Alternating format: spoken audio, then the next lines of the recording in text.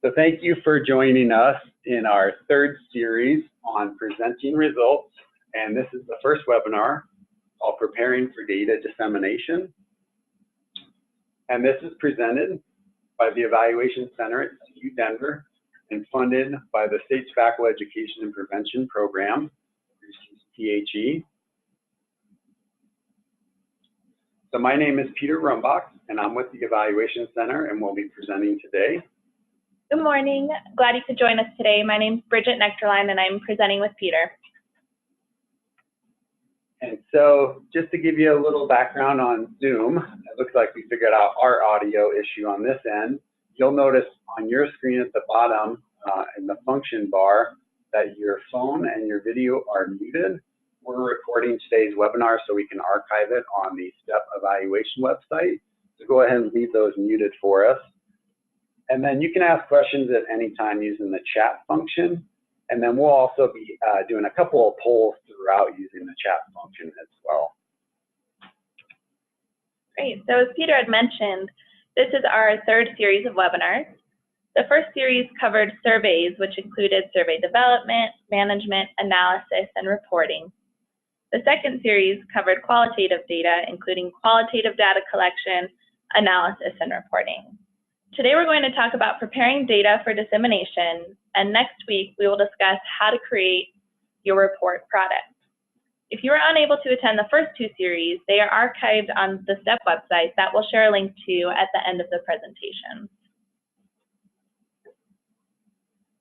So the purpose of these two webinars is to help you think through how you want to share your information, who you're sharing it with, and how to create the best product to ensure your intended audience understands the key message. While we do approach this process from an evaluator's perspective, we are sharing information we have learned from a wide variety of fields. This includes evaluation, public health, and business. We hope that our examples are broad enough that you will be able to explore how some of these strategies can be used within your field. What we're going to try to share today may be new to some or serve as a reminder for others. This webinar might highlight the importance of some of the steps that you're already taking as you go through this process. As for our dissemination methods, we did try to brainstorm and share some dissemination methods that we found to be very useful and ones that may be new to you. So today we will learn to describe reasons to share results with stakeholders, define your dissemination goals, define your target audience, explain your key messages, describe a variety of methods to disseminate your messages, and list common pitfalls in sharing results.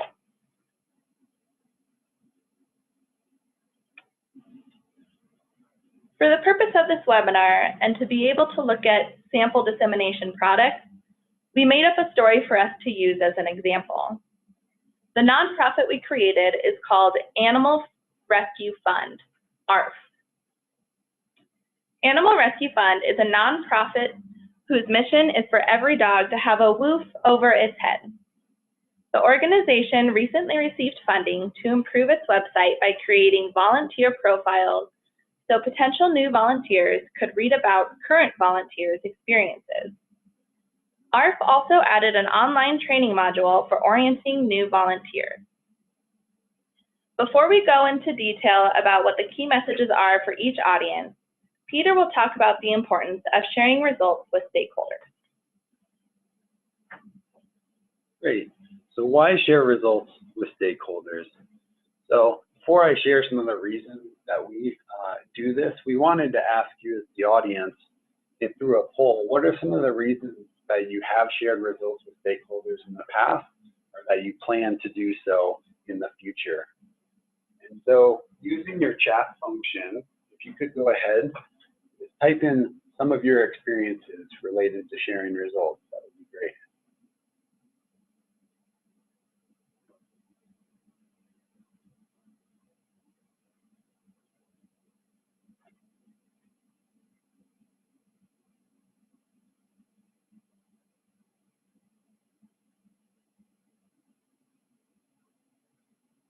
Go ahead and wait a minute so.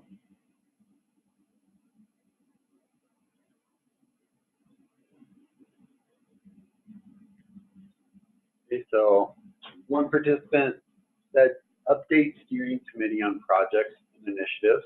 Okay, great. Buy-in from your community. Coalition building or to offer community support. Help to pass a policy. Great. Document our activity. Okay, so those are all different reasons. But also sounds like somebody said areas for improvement, funding, identifying needs. Yeah, so there are a variety of reasons that you all have mentioned. Great, thanks for sharing.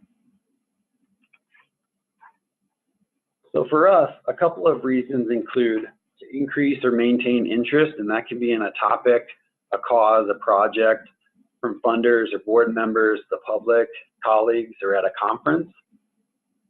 It can be to encourage usage and data-driven decision-making. So learning organizations value collecting and using information to guide strategic decisions.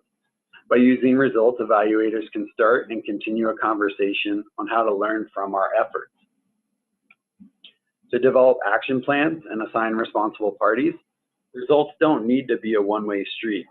They can be used to help develop recommendations, your next steps, and who can carry those out. And sometimes for interpretation, it can be important to include various stakeholders in this process if there are data that are nuanced or confounding and you need help with folks who have more context. To celebrate results or progress. So evaluations aren't only about improvements. Sometimes in evaluation we tend to focus on that, but it can be important to remember that it's important to understand gains and celebrating these with your stakeholders. And then finally, to raise awareness of our efforts. So some of you mentioned that might be with your community, it might be with other stakeholders. So if a program, policy, or practice is in the formative stages, it can be important to raise awareness of your agency's efforts in the community. And evaluation results can be an effective way to do this. So for our nonprofit, ARF, we had some positive data that we wanted to share and celebrate with our board. And so we had a dramatic increase in volunteers after some of our website improvements. And then also, we had some confusing results that we wanted help in interpreting. And that was because volunteers increased since we made website improvements, but adoptions increased. And so today we're going to focus on kind of two reasons why we're sharing our results with stakeholders. So after gathering data through a survey and interviews, we wanted to share the information we had collected. We started to develop a dissemination plan by identifying our dissemination goals, audiences, key messages, and methods for dissemination.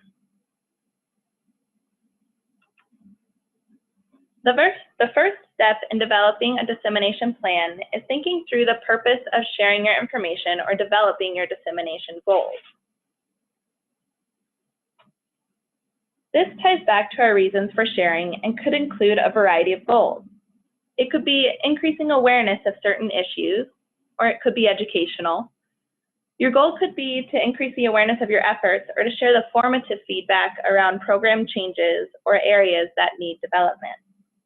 And sometimes your goal is just to celebrate your success.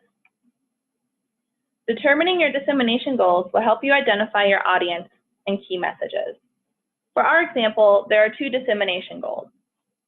The first is to emphasize the importance of the website in recruiting and retaining volunteers and the associated importance of continuing to provide resources for website maintenance and development. The second is to interpret several aspects of the evaluation to aid in programmatic decision-making. In our case, it would be interpreting data together in order to develop a data-driven action plan.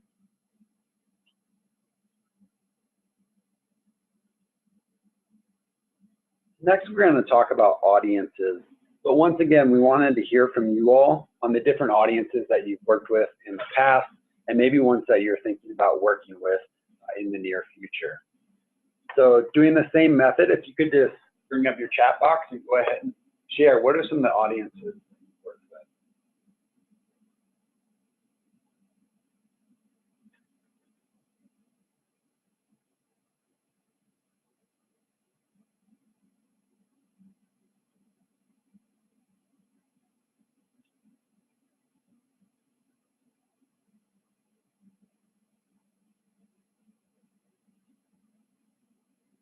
Boards of directors, city councils, county commissioners, so decision makers, community partner organizations.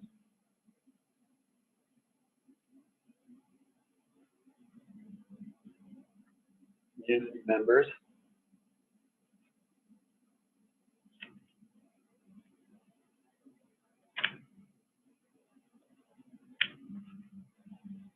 Providers, school districts, MUH, I'm not sure what that is. Multi-unit housing, businesses, city council. Great. So it sounds like folks have worked with a variety of different audiences.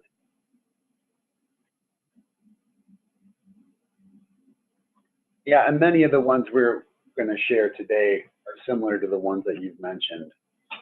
So possible stakeholder groups and potential audiences include those program decision makers, funders, end users, program staff and implementers, the policymakers that were mentioned, such as city councils, school boards, boards of health, the business community, so hospital staff and retailers, and then community members. So there really are so many potential audiences that it can be hard to decide which are most important. Think about what your dissemination goals are and who the audiences are that you need to reach to achieve those goals. This can help you to decide which audiences are most important. And if you face the issue of too many audiences, think about dividing them by importance into primary and secondary, so you can allocate your dissemination efforts and resources according to importance. You might also think about sequencing in time the audiences that you address. So we all know that resources can be limited, and it may limit you to one audience first for now, but perhaps you could target that secondary audience at a later time. And so for our example, for our nonprofit ARF, we've identified 2 audiences based on our dissemination goals. First, because our board plays a large role in allocating resources across the organization, we wanted to share about the successes we had with our website improvements and the related importance of funding those types of improvements. And second, we wanted to engage program leadership and staff in some data interpretation, because these leaders may have unique insight into nuances of our evaluation data, and those are the individuals who can make those programmatic decisions. Now that we've identified our audience, we need to think about what the key messages we want to share are.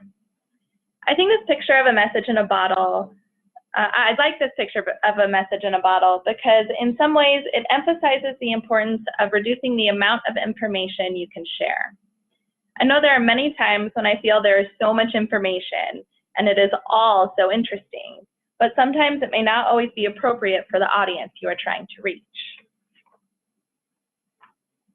So we really have to ask ourselves, of all the questions our data will be able to answer, what does the audience need or want to know?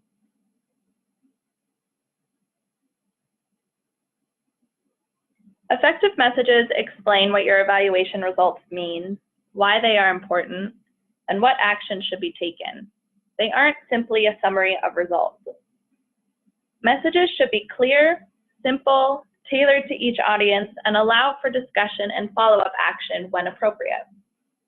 For example, if our board of directors is our audience, we want to highlight the website's importance and share data that supports the decision for the board to continue to provide funding resources. To do this, we may consider sharing the largely positive feedback we've received concerning the updated website and how this has been associated with an increase in the number of volunteers and an increase in the hours of service provided. If our audience is ARC's program leadership and staff, our key message or our key purpose would be to choose effective data to interpret together that would help inform an action plan. In some cases, you could interpret data together to be sure you accurately understand the context in which you collected the data in.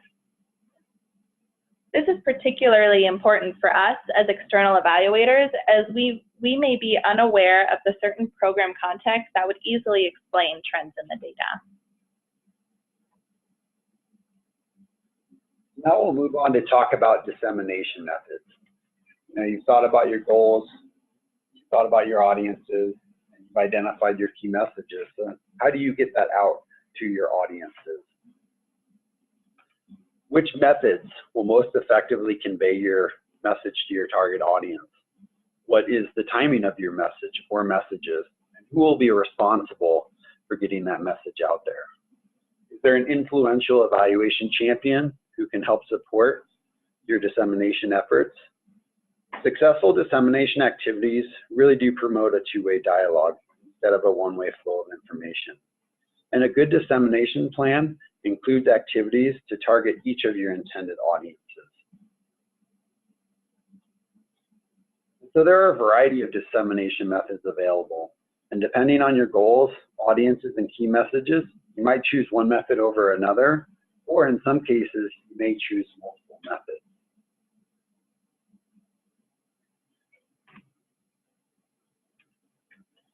As we discussed earlier, there are a variety of audiences to consider as well.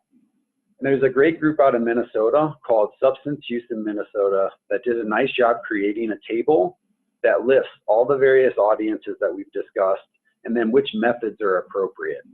So we'll be posting that table to the STEPP evaluation website.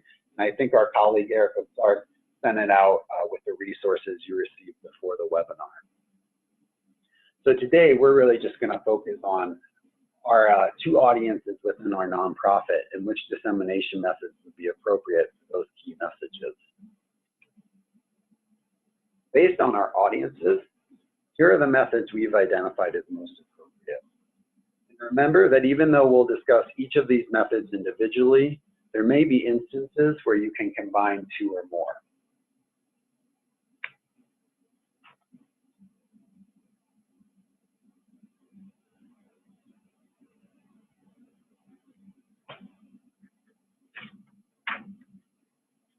I'm sure many of you are familiar with the long, in-depth report. While these may not be everyone's favorite way of sharing information, there are still some reasons why evaluation reports are an appropriate dissemination method for each of these audiences listed. It is possible that these audiences need more in-depth information than an infographic or executive summary can provide. It could be a funding requirement, or there is interest in understanding the background of the evaluation, its methodology, and the research literature associated with the evaluation. In an attempt to keep the audience's attention and allow them to determine how much they want to learn about your program or initiative, you can use a layered reporting method. You may have heard this called the 1-3-25 report model, and it includes a 1-page handout, a 3-page executive summary, and a 25-page report. This provides your audience with increasing amounts of information and detail. It is important to provide the reader with an opportunity to access the next level of information, so you could hyperlink subsequent documents. That way, the reader gets to decide how far to dive. Stephanie Evergreen has a nice blog on this topic and goes into more detail on rethinking the structure of the 25-page report. The link is included at the end of this webinar, as well as the resources section. And again, as Peter had mentioned, Erica had sent this out before the webinar as well. I'll just add to that, if you aren't familiar, Stephanie Evergreen in the evaluation world is kind of a data viz guru. And so the link is to the layered reporting post, but on her blog, you can find all sorts of different postings around data visualization. So it's something that I know internally we like to keep up on and then use her resources frequently. So next, I'm going to talk about fact sheets or infographics.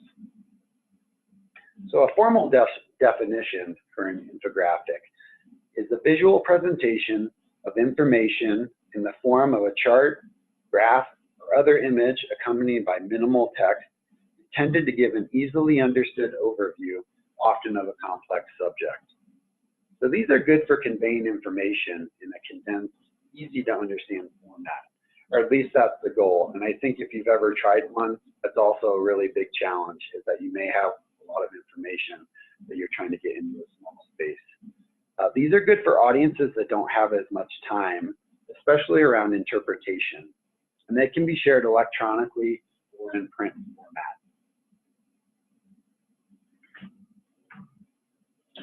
So a group called Magnolia Consulting created a 10-step list for creating infographics, which we'll review and provide some detail on.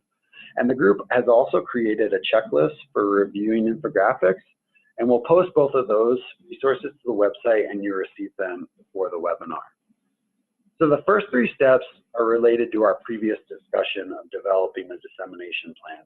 These are really identifying your audience, clarifying your purpose, and creating a story. And we think of those as the dissemination goals, audiences, and your key messages. Moving on to the next 3 steps. So number 4, identify visuals and data. These show your story, so choose data most relevant to your key message. It may seem like a straightforward concept, but just revisiting that to make sure that it's clearly linked to an important step. Number 5, selecting your layout. Consider how you present your information. Is it going to be in categories, comparisons, descriptions, a timeline, or a different layout? Try to remember that white space is important, and even though you may have 10 points that you want to make, you may have to limit those points to the ones most relevant to your key message to allow for adequate white space. And the 6th step is to choose design elements. So think about your color scheme and font types and sizes. These can help the reader interpret information and highlight your key message. And actually, in next week's webinar, we're going to go into more detail on this area. And then the last 4 steps for creating an infographic. Number 7 is to sketch ideas. So take time to sketch different options for presenting your key message. I really like to do this away from a computer using pen and paper. Use this step to be creative and brainstorm different ways to present your information. And don't worry about a wrong layout at this point. It can kind of give you a fresh look at how many different ways you can present your data. 8th is to draft an infographic. So there are several infographic makers, which are free or otherwise online. And we've included a list in the resources that we sent, and we'll also post those to the website. And most of these sites include a series of free templates to use, but you can also consider replicating the basic design of a template that isn't free. Don't forget to make citations and give credit where needed. The 9th step is for review. So find some folks both internally and externally to review your infographic using the checklist that we mentioned. That checklist reviews 4 main areas, which are your story, your content, your design, and your visuals. And then 10 is to make any edits or changes based on that review or feedback.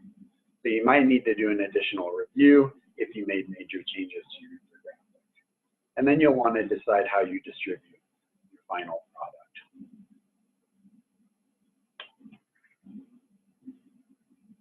So here's an example infographic that we created for our fake organization art. And so as a note, it is only an example and not real data or a real organization.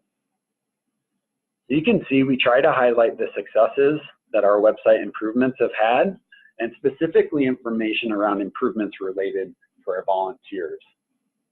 So we have how many volunteers were retained. We have how volunteers heard about the website. We have quotes from volunteer and continuing volunteers. And then we have the number of hours, volunteer hours, that have increased over time as a result of our increase in volunteers. Excuse me. So this was our dissemination goal and key message for our board of directors. And we chose an infographic because of the level of detail we know our board needs, as well as the limited time that we have to share the data. So in addition to sharing our successes, we hope to generate some discussion around the website and future improvements.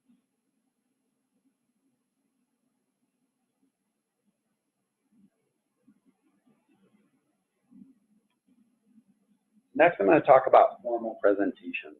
So while thinking about these and giving a formal presentation might give you butterflies, I know a lot of people get nervous in public speaking. There are several reasons why this method could be appropriate. So first, there are many different audiences who can benefit, including funders, board members, community groups, city councils, and other professional organizations. They can be especially effective with influential audiences and in conjunction with another method, such as a handout like an infographic, a discussion, or other follow-up activities. Presentations also offer a chance to layer information depending on time allowed, and dissemination goals, and the needs of the audience. So this is similar to what Bridget discussed when you're doing an evaluation report. You can think of a presentation in the same way. You're giving a brief overview, provide the audience with a way to access more information if desired, whether that's sharing your slides with hyperlinks or allowing them some way to follow up with more data. A third reason to use formal presentations is when the audience may be less familiar with the evaluation or context of the program, policy, or practice. Giving the background can lead to a good discussion following the presentation.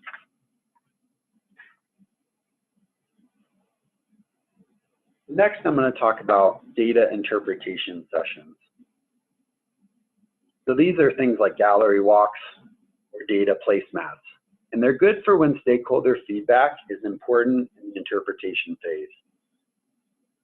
It's important to remember that the evaluator still conducts an initial analysis, but then gets the input of various audiences in interpreting and developing those next steps, such as generating recommendations, action plans, or deciding on additional data collection.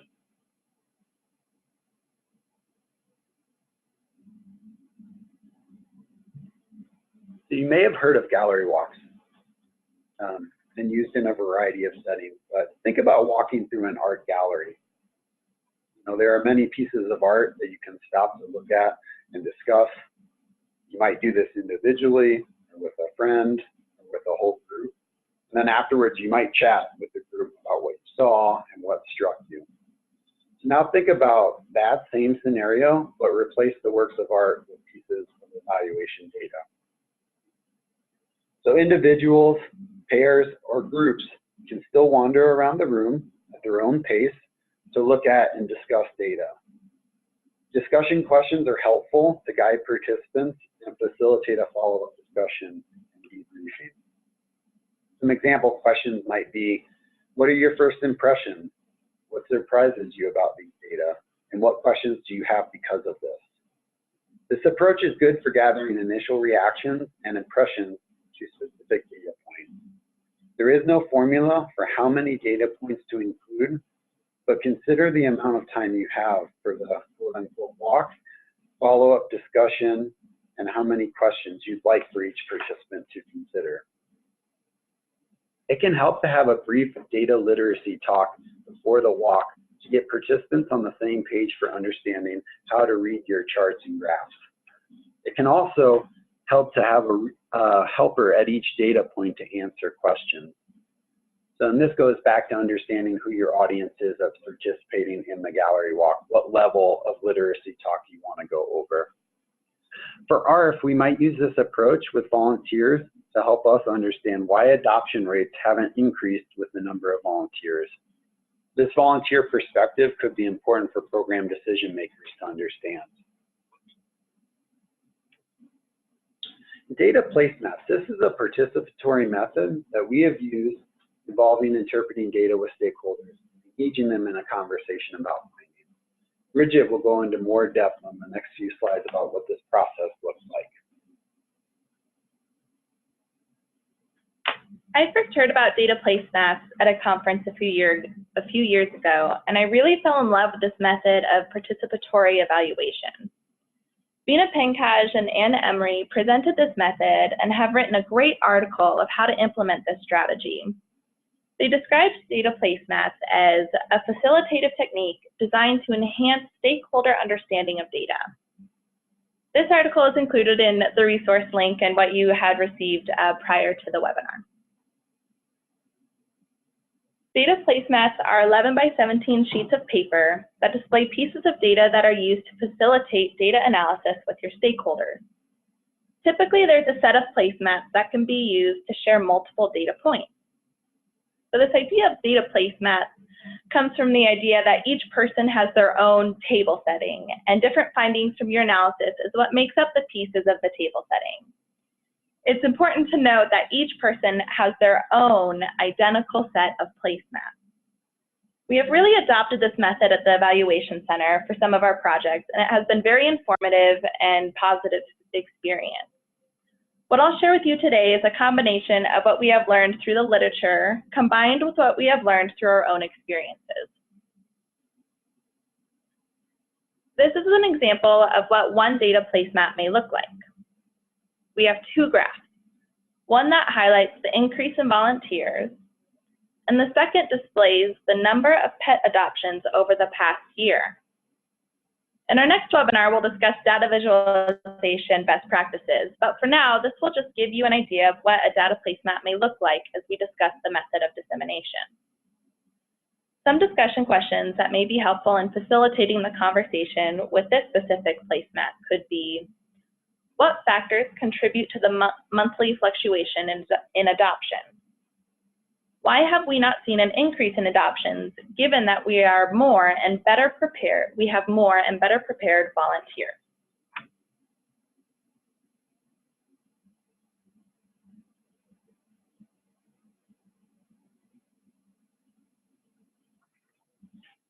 Why use placemats? It provides an opportunity for the program leaders and staff to provide insight based on their contextual knowledge of program outcomes. This could help you interpret and or analyze more accurately. For example, the program leaders and staff may be able to explain the decrease in the number of pet adoptions and how it may relate to increased volunteers. Additionally, when the data presented is interpreted and analyzed by a group, then you can facilitate the conversation to help lead to targeted and data-driven action plans.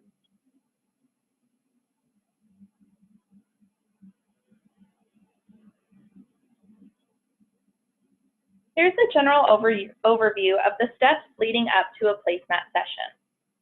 You will see it's similar to many other data collection steps. You will collect your data. In our example with ARP, this includes surveys, interviews, and secondary data. Next, we need to do some preliminary analysis and synthesize some of our findings. Once our findings are synthesized, we need to format our placemat. This is where effective data visualization techniques are most important. I will not cover specifics about how to format your placemats today, but next week in our webinar, we will share the best practices when it comes to presenting your findings. Once these first 4 steps are completed, you are ready to facilitate your interpretation session. The interpretation session is twofold. It is an opportunity for you to include your stakeholders in the analysis process, but it is also another data collection opportunity for you to learn more and see how this additional information can be synthesized into your final report.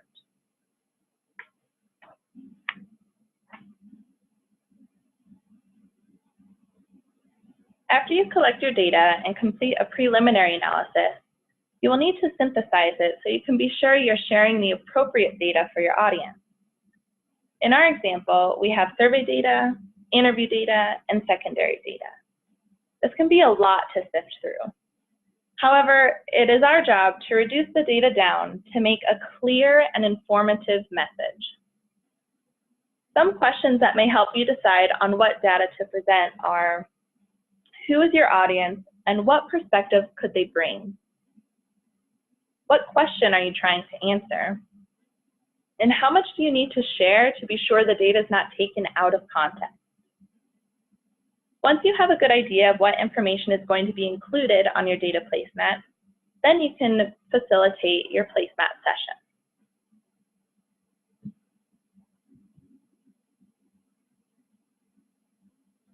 I will briefly walk through these steps, and in my next slide, I'll show you a picture of what this may actually look like. So in step 1, you're inviting your key collaborators. Typically, groups of 6 to 8 work well. Step 2, you'll co-facilitate. Step 3, you'll record the conversation and/or take very detailed notes. Step 4, you'll review your placemats one page at a time.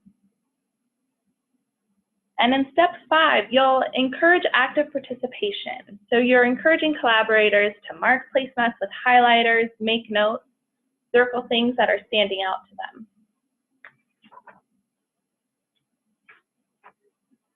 So our colleagues here at the Evaluation Center agreed to model a placemat session so we could give you a better idea of what this may look like. First, we invited 5 of our key collaborators. As you can see, everyone has their own set of placemats. Peter and I are co-facilitating this session.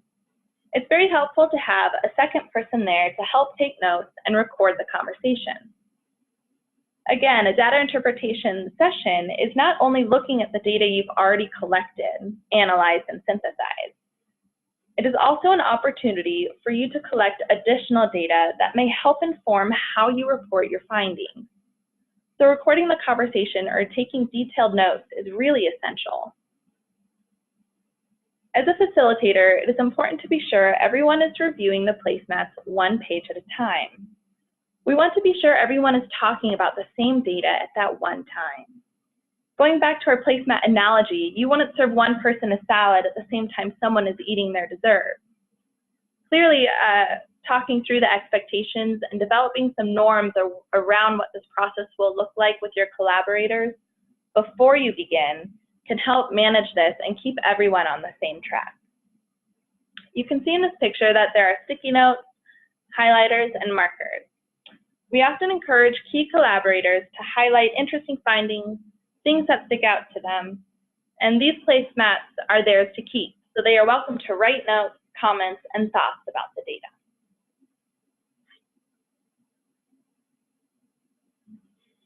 As a facilitator, there are many questions you may want to ask your collaborators to help you understand how they are interpreting the data. For example, you may ask them, what results are confirming? Are the results on track with the intended outcomes? Are they better than intended or worse? How would you explain them? What results show a need for improvement? What is a plan of action to respond to these findings? What new questions emerge from these results? I have often found that as a facilitator, it is important to have a deep understanding of the story you're trying to tell with your placemat. There are times when your intended message may not come across the way you had planned, and you need to reach into your back pocket and talk about additional data that is not displayed on your placemat in order to provide enough context for your audience. As a facilitator, you need to be able to read the situation and guide the conversation. Once the session is completed, there is still one final step, the final report. So typically, we will write up a final report that summarizes the findings. But in addition to the summary, we added the stakeholders' reflections and plan for action. We have found that an action plan can be much more effective when it comes directly from those who have to implement it.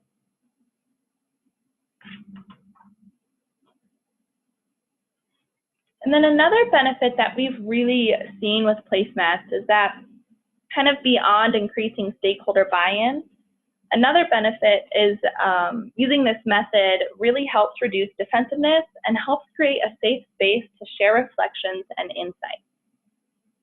For example, in the placemat I showed earlier, we had some potentially conflicting data. We showed an increase in the number of volunteers. However, we showed a decline in pet adoption. Creating a space where we can discuss the confounding factors that may be impacting this finding can help everyone step away from their defensive stance, hang up their boxing gloves, and really think about how to collaborate and develop a plan to respond to some of the findings. As an evaluator, I don't want to make recommendations that are not appropriate for the context in which people are working in.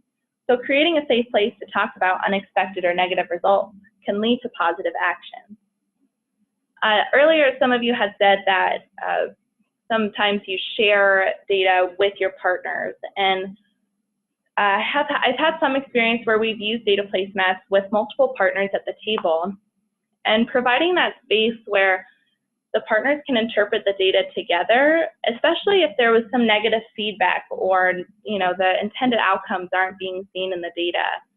The placemat session really provided that opportunity for them to not get defensive about what their role in the partnership is doing, but discuss it openly and really collaborate together to respond to what the data is actually saying. So it's really, it's worked really well, like bringing partners together to interpret data.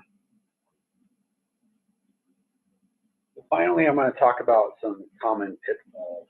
And these primarily relate to data interpretation sessions, but we feel that they should be kept in mind for any dissemination method that you might choose. So first is confusing data. Inadequate context. Avoid providing data to an audience that doesn't know the context of your program, policy, or practice. So for our organization, ARF, this might be creating an infographic for the public, but then not including any information about the organization. Inadequate narrative for data interpretation. So avoid providing inadequate narrative about the evaluation when folks are trying to interpret your data. For ARF and our board, we want to make sure that the link between the website improvements and the observed organizational improvements is clear. And then finally, not knowing the data literacy level of your audience. We touched on this briefly in doing gallery walks, but it's also important when you're creating any dissemination product to try to be sensitive to the data literacy level of that audience. For ARF, we want to present data primarily in a descriptive format using frequencies and comparisons, and then best practices in data visualization. So that was kind of our angle. So before you put a bunch of statistically significant stats talk into a product, make sure that the audience that you're showing that to understands how to interpret that kind of information. And then finally is too much data. Sorry, second is too much data. This relates to time that you have in the interpretation session, but it also is a participant's ability to provide meaningful feedback. Providing too many data points can diminish the quality of feedback an evaluator receives from participants. So if you recall gallery walks, we talked about balancing the number of data points, discussion time, and guiding questions so that you can effectively gather the information you're seeking. In choosing your data points, it can help to have some criteria for prioritizing them. So think about the actionability of your data and discussion questions. Will participants be able to make meaningful interpretations that lead to suggesting recommendations and next steps? So think about a program process versus overall satisfaction, in our case of volunteers. What program processes could be changed to increase satisfaction? So for ARF, this might be something within the volunteer intake, onboarding, or regular check-ins. Think about importance to your program or practice. We always aim to develop evaluation plans so that we can learn about priority areas within our organizations. However, as time passes, sometimes pieces of an evaluation may be tied to areas that are currently receiving more attention, resources, or a champion has emerged to take on that work. So for you, are there areas you can gain more traction in because of this? And finally, is not enough time. The data interpretation, discussion, and debriefing really does take time and probably always a little more than you might expect. So again, choosing important data points specifically related to your dissemination goals, your audience, and your messages is really critical. There may not be enough time to cover as many as you'd like. So again, use some criteria to prioritize to make sure you're getting the ones that you need.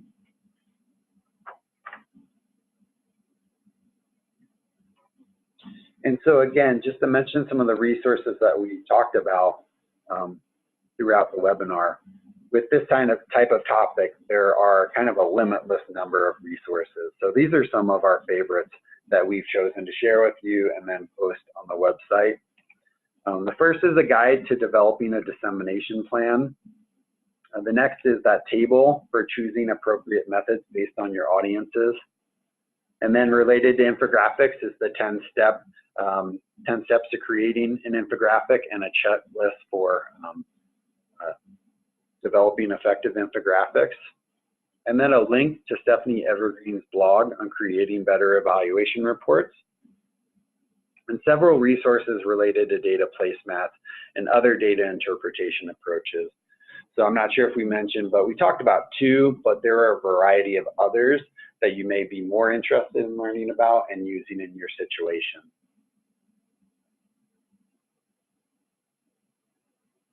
So this is the evaluation website, steppeval.org.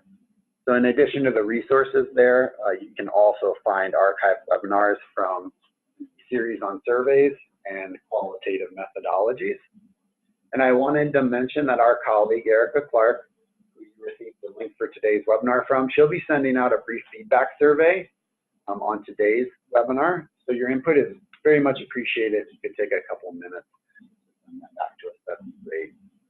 And then one final request is if you could open your chat box and just quickly type in your name and the name of the organization that you're with, that would be great. If there are multiple people in the room with you, if you could just type all of those folks' names and put that in the chat box. Appreciate that. And it looks like right about 10:53, so we have a couple of minutes for questions before we get to 11 o'clock. Sorry, first, just to mention our next webinar is next week, Creating Your Product, and that's at the same time on Thursday.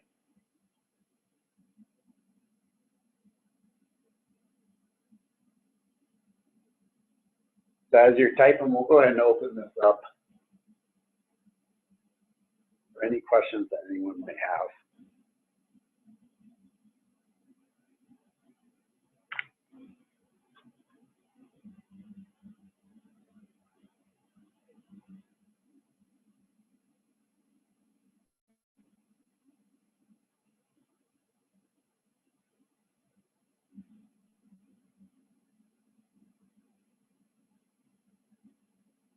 Great. So we have folks from around the state.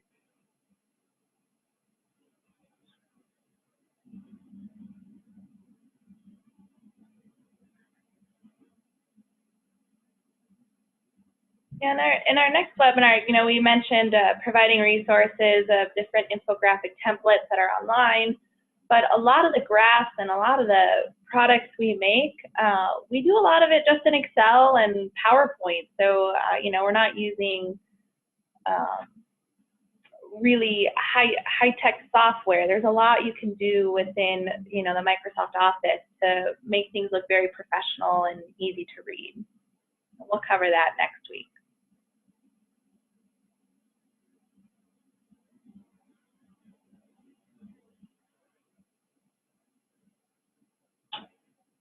Any questions from anybody? Feel free to type in the chat box. We'll give it another minute or so and see if anyone has any.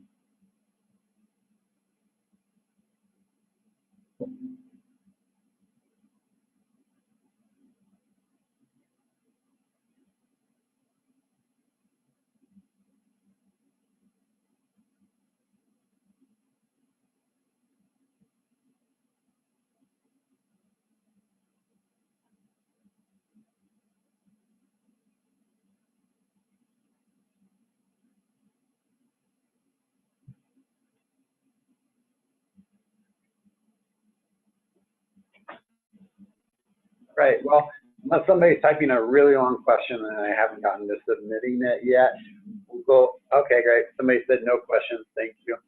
Our colleague Erica Clark mentioned that you can feel free to email her with any questions that you have about the resources about today's webinar. So thank you very much for participating, we appreciate it. Yes, thank you very much. And this will be posted on the website if you want to share it with any colleagues. Have a great day and thanks.